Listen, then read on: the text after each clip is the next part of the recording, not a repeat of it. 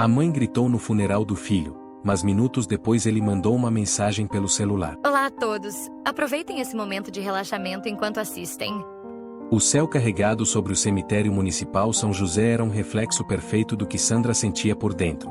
Nuvens densas cobriam o horizonte, como se a natureza inteira estivesse de luto junto com ela. Eram pouco mais de 16 horas de um sábado, e dezenas de pessoas estavam reunidas em torno do caixão escuro, coberto por flores brancas e uma faixa, Davi Lima, para sempre em nossos corações. Ela estava em pé, imóvel, como uma estátua esculpida pela dor. O rosto abatido, os olhos vermelhos, as mãos trêmulas. Ao lado, sua irmã Marta segurava o braço dela, mas Sandra não parecia sentir toque algum. Os sons estavam abafados. A voz do padre, os choros discretos, os soluços, tudo parecia distante, como se ela estivesse debaixo d'água. Davi, seu único filho, tinha apenas 17 anos. Um jovem inteligente, criativo, apaixonado por tecnologia.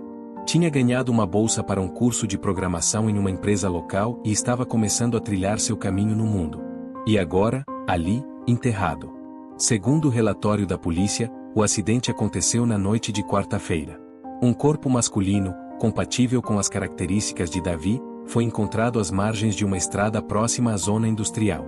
Ele pilotava uma moto, uma que ninguém sabia que ele possuía. Não havia testemunhas.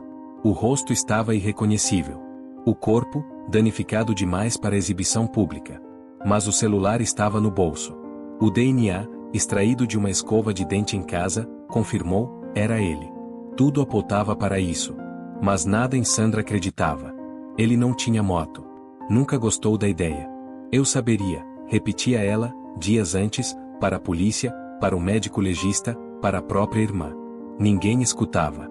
Pode ter sido emprestada, jovens fazem essas coisas sem contar, você sabe, dizia Marta, tentando confortá-la. Mas Sandra sabia. No fundo, algo não fazia sentido. As pessoas se aproximavam para abraçá-la. Diziam palavras bonitas. Tentavam preencher o vazio com promessas de consolo, mas nada funcionava. Era como despejar baldes de água em um buraco sem fundo. Até que o momento final chegou. O padre fez a última oração. Os coveiros se aproximaram. Começaram a abaixar o caixão. Sandra se aproximou, cambaleando. Queria dizer alguma coisa. Uma despedida. Mas as palavras não vinham. Foi nesse instante, com o caixão ainda descendo no túmulo, que o celular vibrou em sua bolsa. Ela ignorou por um momento, achando ser mais uma mensagem de pêsames. Mas a vibração se repetiu. 2, 3 vezes. Instintivamente, pegou o aparelho. Na tela, uma nova mensagem de Davi balão de fala. Ela congelou. O sangue deixou o rosto. As pernas quase cederam. Ela desbloqueou o celular com mãos trêmulas e viu a mensagem, enviada do número dele, o mesmo salvo há anos. Mãe, não sou eu nesse caixão. Não diga nada. Me encontre às 2 horas. Por um momento, tudo parou. O mundo ao redor desapareceu. O som do vento, os murmúrios, o choro, tudo se silenciou. Ela leu novamente. A mensagem estava ali. Nítida. Clara. Assinada com o estilo que ela conhecia tão bem, sem pontuação no fim, letras maiúsculas no mãe, como Davi sempre escrevia nas mensagens para ela. Não era um spam. Não era um engano. Era ele. Ela deixou o celular cair no chão. Cambaleou 2 passos. Marta a segurou com força. O que foi? Sandra, o que aconteceu? Sandra olhava fixamente para o vazio. Ele me mandou mensagem. Quem? O Davi. O Davi me mandou mensagem agora. Marta pegou o celular do chão, leu a mensagem. Empalideceu. Isso deve ser alguém se passando por ele. Isso é crueldade, Sandra. Mas ela sabia. Sentia no fundo do peito, no instinto mais primitivo de mãe. É ele. É meu filho. Eu reconheço o jeito. O jeito de escrever. O nome salvo, é ele. Sem pensar, correu em direção ao caixão. Parem. Não enterrem ele. Parem. Os coveiros se entreolharam. As pessoas ao redor começaram a murmurar. O padre tentou intervir. Marta foi atrás dela, tentando contê-la. Sandra, por favor. É o luto falando. Vamos embora. Não. Vocês não entendem. Ele está vivo. A comoção rapidamente virou escândalo. Pessoas começaram a filmar com os celulares. Um segurança da funerária apareceu. Os coveiros, sem saber o que fazer, pararam o trabalho. O diretor da cerimônia pediu silêncio. Sandra foi retirada do local quase à força. Dentro do carro de Marta, tremendo, ela abraçava o celular como se fosse a última ligação com a sanidade. Ele marcou um local. Às 2 da manhã. Eu vou. Isso é perigoso. E se for uma emboscada? Um criminoso usando o número dele? Eu não posso ignorar. É meu filho. Ele está me chamando. E se eu não for? E for verdade? O silêncio caiu entre elas. Às 1h45, Sandra pegou as chaves do carro. Olhou para Marta uma última vez. Me deixa fazer isso. Marta não conseguiu impedir. Apenas pediu. Leva um spray de pimenta, por favor. Sandra assentiu. Partiu rumo ao endereço compartilhado por mensagem, um galpão industrial abandonado, na zona leste da cidade. Na tela do celular, a localização piscava como uma promessa. Confia em mim, mãe. Tô vivo. As ruas da zona leste pareciam abandonadas naquela madrugada. Sandra dirigia devagar, com as mãos suando no volante, os olhos fixos no GPS do celular. O ponto marcado pela mensagem a levava para um setor industrial, repleto de fábricas desativadas e prédios pichados. O silêncio da cidade era assustador, só quebrado pelo motor do carro e o barulho ocasional de cães latindo ao longe. Às 1h57, ela estacionou diante de um portão enferrujado com a placa, Galpão 7, propriedade privada. O lugar estava em ruínas. Janelas quebradas, o telhado parcialmente desabado, entulhos espalhados. Mas a localização batia com o que Davi, ou quem quer que fosse, havia enviado. Respirou fundo. Checou o celular novamente. A mensagem seguia ali. Mãe, não é um trote. Vou explicar. Entra sozinha. Eu tô escondido. Ela segurou o spray de pimenta com uma das mãos. Com a outra, empurrou o portão, que rangeu alto. Deu 3 passos para dentro e hesitou. Tudo em seu corpo gritava para voltar. Mas o instinto materno era mais forte. O interior do galpão estava escuro. Somente um ponto, ao fundo, parecia iluminado por uma lanterna ou vela. Ela caminhou devagar, desviando de caixotes, ferragens, um carrinho de empilhadeira abandonado. A cada passo, o coração parecia bater mais alto. Quando chegou à sala iluminada, viu uma mesa. Sobre ela, um moletom velho, um par de tênis, e o boné vermelho preferido de Davi. Ela reconheceu na hora. Aquela roupa, era a que ele usava na última foto que ela tirou dele, 2 dias antes de morrer. Era ele. Mas não havia ninguém na sala. Sobre a mesa, um celular e um caderno. E um pendrive preso com fita adesiva. Sandra pegou o celular. A tela estava trincada. Ligou o aparelho. Uma mensagem gravada se abriu automaticamente, como se já estivesse programada. Se você tá ouvindo isso, é porque eu consegui despistar eles por enquanto. Era a voz de Davi. Mãe, eu sei que parece loucura. Mas não sou eu naquele caixão. O que você viu, era uma cópia. Um teste que deu errado. Eles usaram minha aparência, meus dados, minha digital. Mas não era eu. Eu escapei. Não posso te dizer tudo agora, mas precisa acreditar em mim. A vida que você tá vivendo agora, tá sendo monitorada. Tudo. Até essa mensagem. Então escuta, vá embora. Queima esse celular. Pega o pendrive. E me encontra no endereço escrito no caderno. Terça. 18 horas sozinha. Eles estão por toda parte. Até em gente que você conhece. Confia em mim. É real. A gravação terminou. Sandra estava com o coração disparado. Pegou o caderno. Na capa, apenas uma palavra escrita em caneta preta, réplica. Folheou. Os desenhos eram confusos. Estruturas semelhantes a mapas, esquemas cerebrais, códigos binários. Em algumas páginas, listas de nomes. Alguns riscados. Outros com símbolos ao lado. Na última página, uma anotação à mão. Eles fazem cópias. Testam emoções. Substituem quem não vai fazer falta. Começaram com gente como eu, pobre, negro, sem pai. Invisível. Eu fui o teste 19. Só eu escapei. A cópia, era só um corpo com instruções. Não era eu. Sandra caiu de joelhos. Sentia o chão girar. Seu filho, estava mesmo vivo. E, pior, alguém, ou algo, havia tomado seu lugar. Ela agarrou o pendrive e saiu correndo do galpão. Já do lado de fora, ligou para Marta, a voz tremendo. Eu vi, Marta. Eu ouvi. É ele. É o Davi. Ele tá vivo. E, não era ele naquele caixão. Você tá sozinha? Tá segura? Tô. Mas tem mais. Ele deixou um pendrive. E um caderno. Fala de cópias. De pessoas falsas. De um tal projeto. É sério. Isso tá grande demais. Volta pra casa. Agora. Sandra dirigiu sem piscar. O celular de Davi ao lado, o caderno no banco do passageiro. Chegou em casa às 3h23 da manhã. Subiu as escadas com pressa, guardou tudo em uma caixa metálica no armário do quarto. Mas antes de dormir, ligou seu notebook. Conectou o pendrive. Uma pasta, registro _eco. Dentro, dezenas de arquivos. Vídeos. Áudios. Documentos escaneados. Ela abriu um. Era um relatório. Testes de replicação neural alcançaram 87% de estabilidade. Copiamos perfis emocionais e linguísticos de unidades alfa. Falhas no grupo 18 e 19. Substituições públicas interrompidas após incidente na Zona Leste. Risco de vazamento detectado. Unidade 19, desaparecida. Unidade 19. Davi. Ela fechou o notebook. As mãos tremiam. O celular tocou. Número desconhecido. Ela atendeu. De Sandra? Quem é? Só quero dizer que o que a senhora viu, não deveria ter visto. A gente vai precisar consertar isso. Em breve. A ligação caiu. Sandra desligou o aparelho imediatamente. Ficou sentada na cama, encarando o vazio. Agora sabia, estava sendo observada. E o que parecia impossível, era só o começo.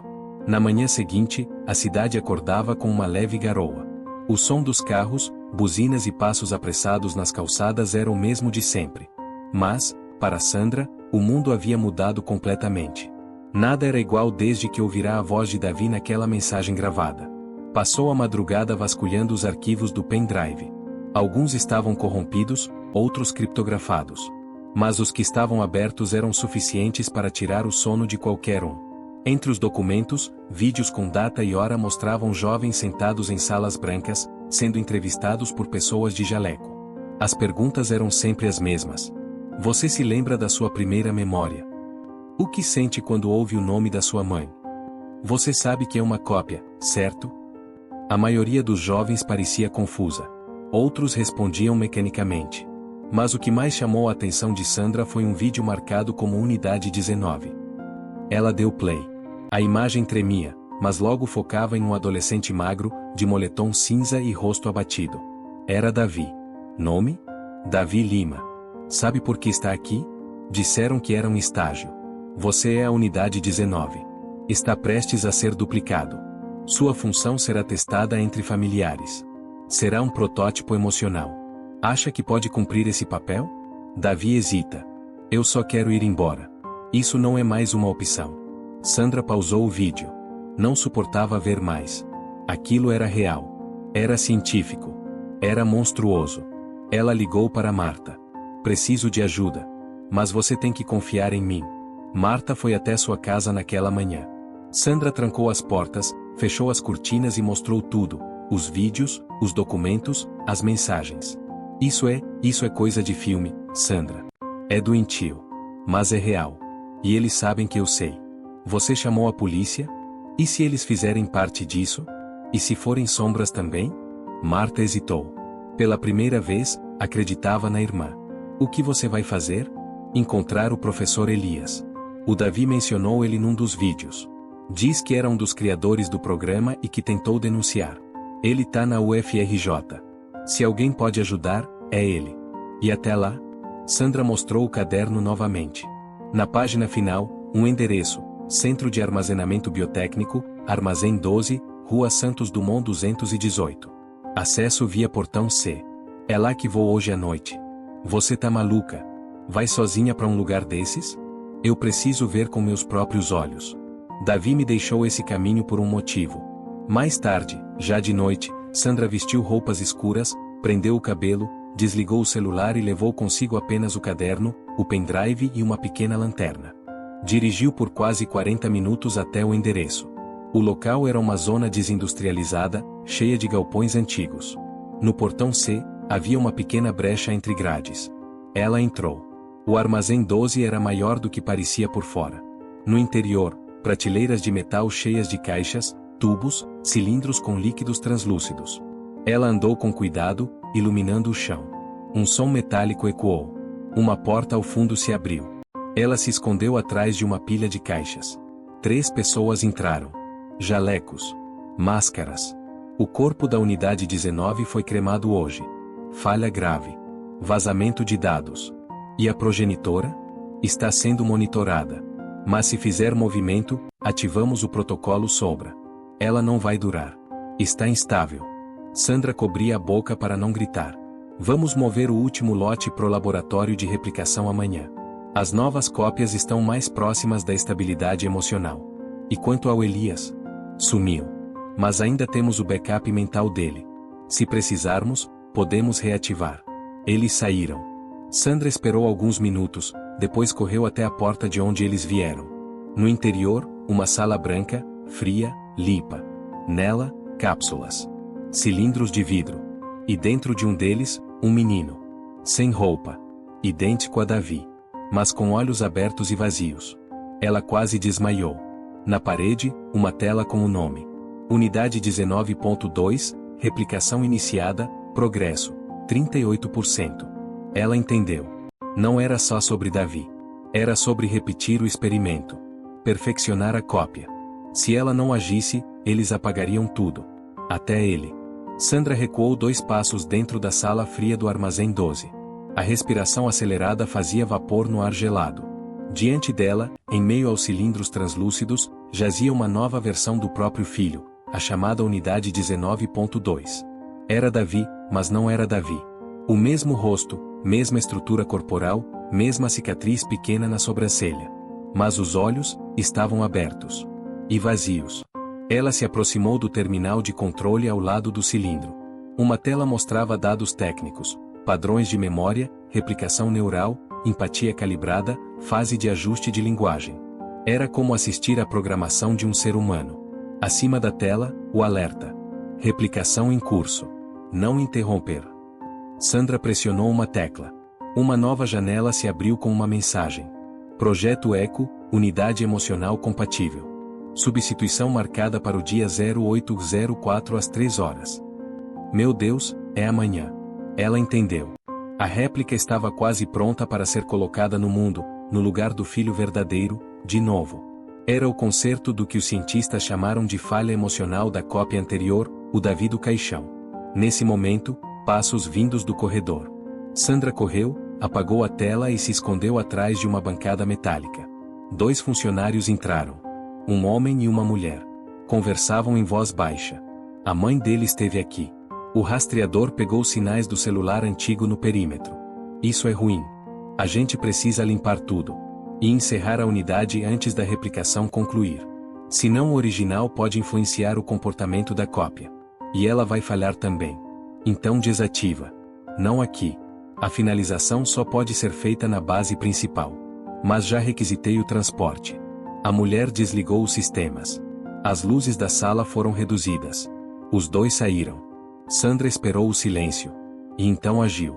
Foi até o console e conectou o pendrive de Davi. Ele havia deixado instruções num bloco de texto chamado contingência.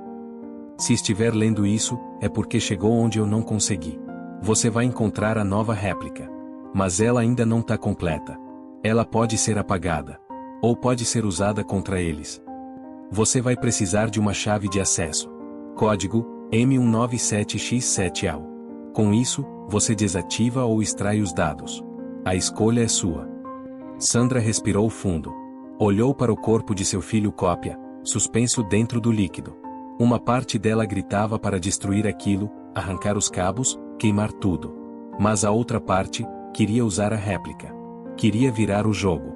Ela digitou o código. 2 opções apareceram. Desligar e deletar unidade. Extrair banco neural da réplica e sobrepor com memória original. Ela escolheu a segunda. O sistema começou a processar. Um alerta piscou, aviso, processo irreversível. Risco alto de instabilidade emocional. Ela confirmou. Durante os 15 minutos seguintes, dados fluíram em uma velocidade absurda. Enquanto isso, Sandra copiou arquivos para um segundo pendrive. Vídeos, confissões de cientistas, imagens de testes, listas de nomes. Mas, ao término do processo, a tela final exibiu: sobreativa, inconsistência emocional detectada. Unidade pode apresentar fragmentos da identidade original. Recomenda-se isolamento. Ela desligou tudo e fugiu. De volta em casa, no amanhecer, Sandra queimou os bilhetes do funeral, as roupas de luto, o celular antigo. Ligou o notebook e começou a subir os arquivos em servidores criptografados. Cada segundo contava. Mas antes que completasse 10% da transferência, a luz acabou. Internet, também. Tudo apagado. E então, batidas na porta. 3 toques. Padrão. Ela pegou o spray de pimenta e foi até a entrada. Espiou pelo olho mágico. Era Davi. Ou, alguém idêntico.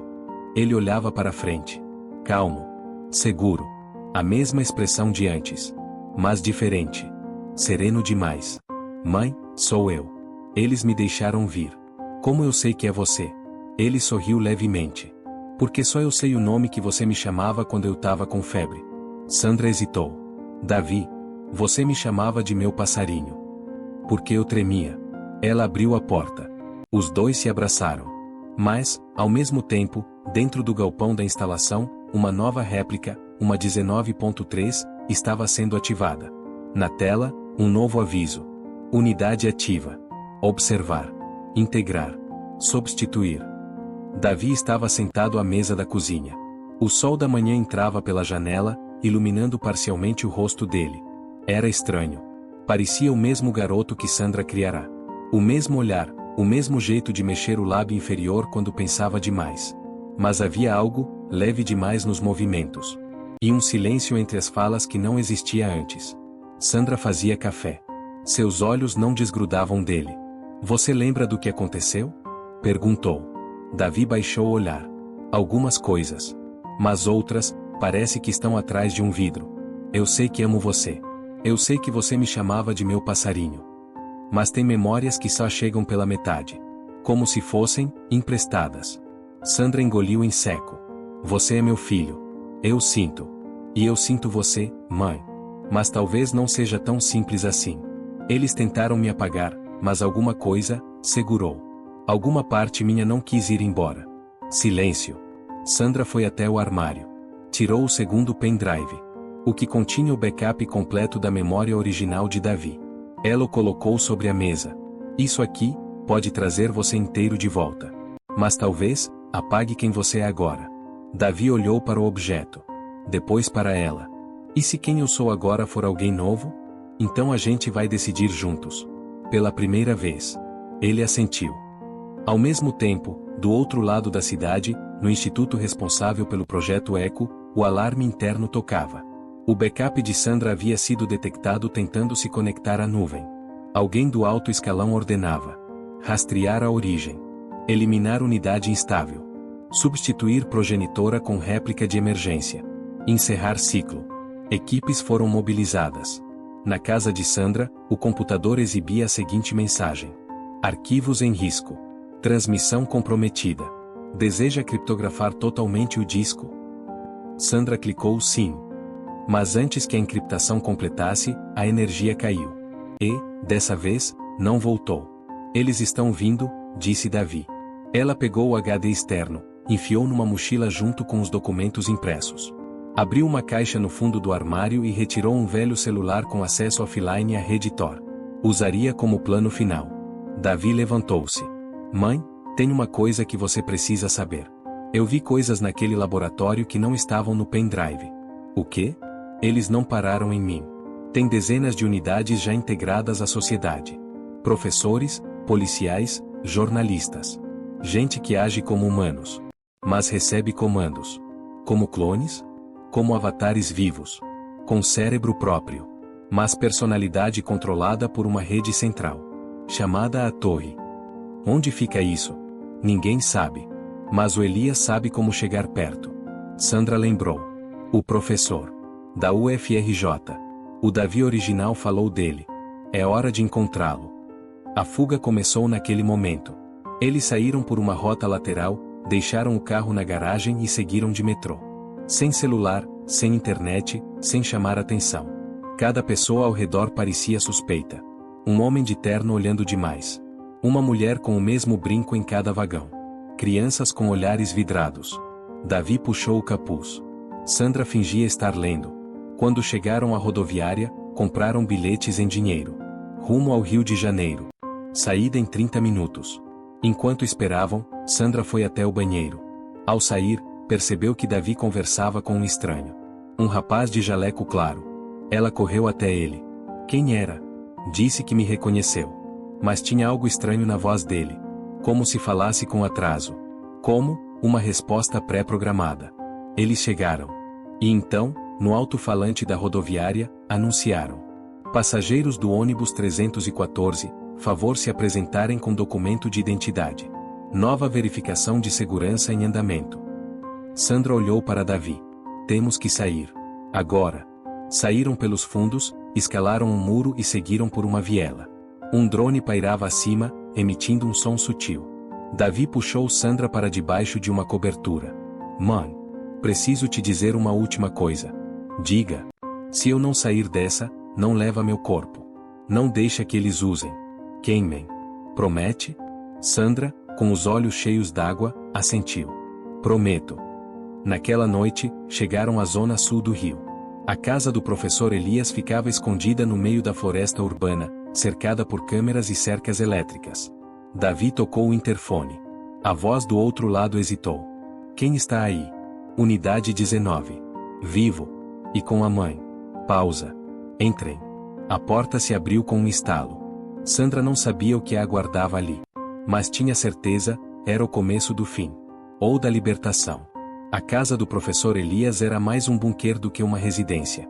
Cercas elétricas, janelas blindadas, múltiplas fechaduras.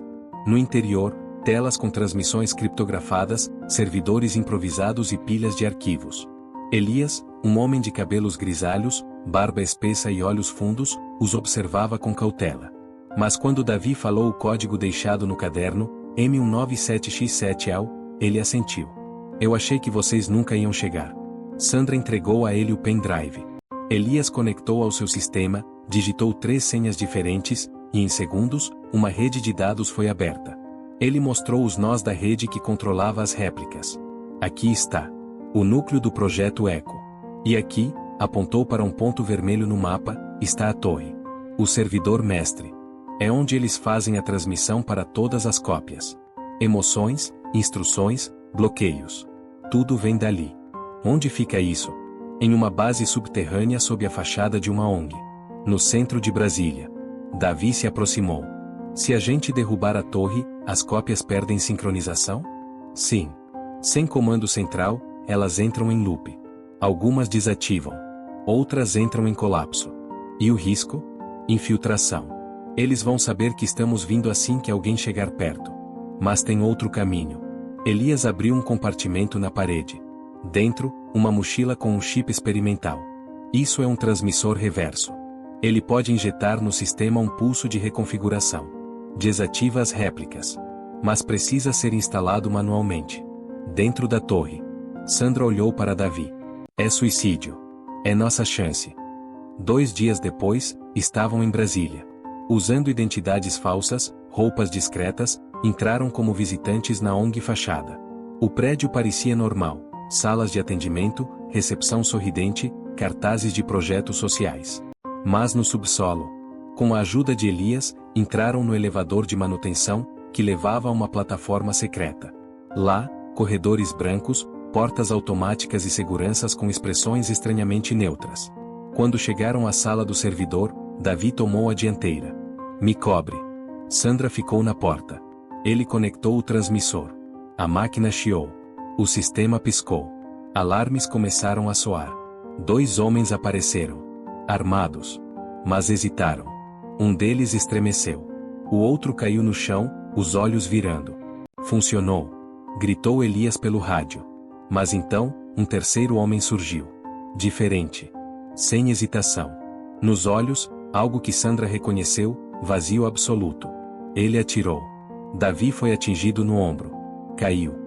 Mas com a última força, ativou o botão vermelho do dispositivo. Um pulso se espalhou. Luzes falharam. Telas se apagaram. E, no alto da tela, apareceu. Transmissão interrompida. Sincronização cancelada. A torre caiu. Nos dias seguintes, uma onda de colapsos inexplicáveis atingiu hospitais, prédios do governo e empresas de tecnologia. Algumas pessoas entraram em coma. Outras desapareceram. Mas o silêncio oficial prevaleceu. Davi sobreviveu. Foi operado e colocado em segurança. E Sandra, dias depois, recebeu um novo bilhete impresso, entregue sem remetente. Parabéns. Mas derrubar a torre não derruba quem a construiu. Isso foi só a primeira camada. E há outras versões de você, por aí. Ela olhou pela janela. Refletido no vidro, viu a si mesma. Mas algo em seus olhos piscou com atraso. Se você gostou dessa história, convidamos você a dar um like e se inscrever no nosso canal.